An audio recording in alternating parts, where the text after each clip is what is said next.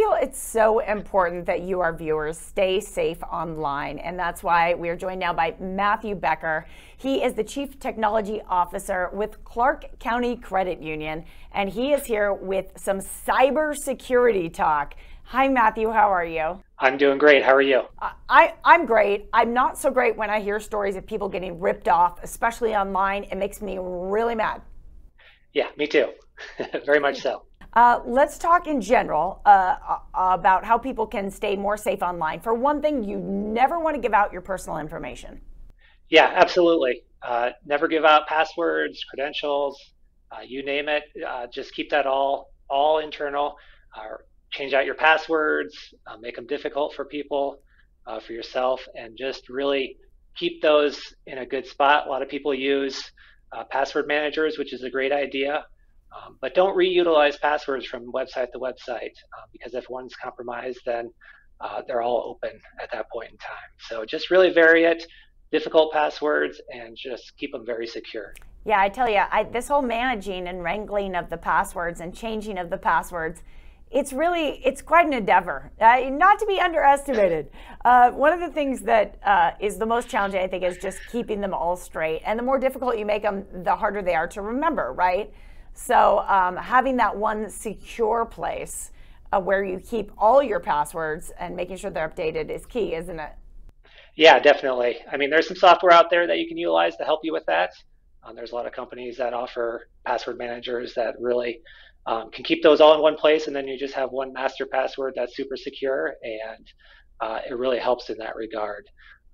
But a lot of organizations, Clark County Credit Union, their online banking utilizes multi-factor authentication also. So even if your password is compromised, you still need to have that backup authentication method also.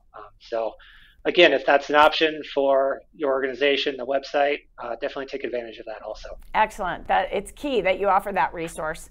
And I'm sure you have been there for people because there's all kinds of levels of fraud. Can you share with us a little bit about some of the most common things you hear happening to people? I mean, I know that recently, actually, a producer I'm working with right now had her credit card. She left it on the counter of a store. Someone picked it up and went out and made charges for the rest of the day. So certainly we hear about things like that with credit cards. What else do you see most frequently?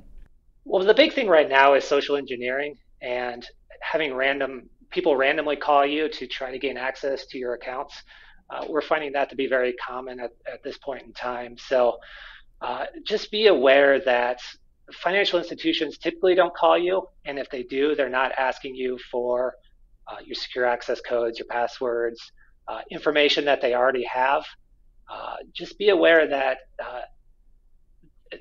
there's a lot of people out there that get your financial institution, so just always be on the lookout for those types of scams and really paying attention. Just because your caller ID says it's calling from Clark County Credit Union, that number can be spoofed, or the email that you get from an institution could be spoofed.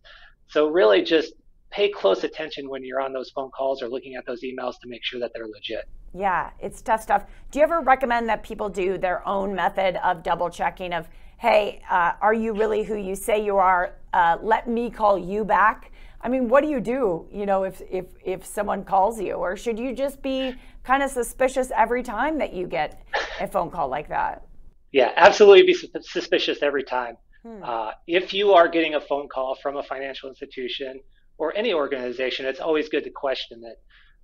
The best thing you can do, and really when they're trying to get information from you, is just take a quick step back, think about if it seems legit, and if there's anything in the back of your mind saying, hey, this just doesn't seem right, tell the person on the phone call, say, hey, there's a lot of fraud out here right now. I'm going to hang up with you here right now. I know this is important. I'm going to look up a public phone number for this organization and give them a call back.